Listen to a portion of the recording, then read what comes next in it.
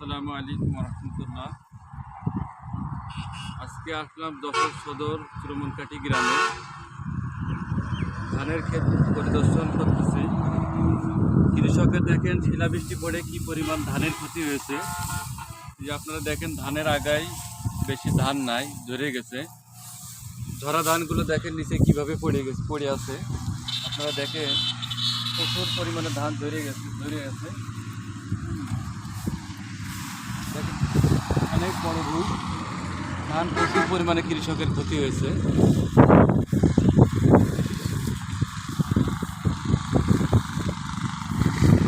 এখানে আগায় ধান নাই, বেশি ঝরে গেছে।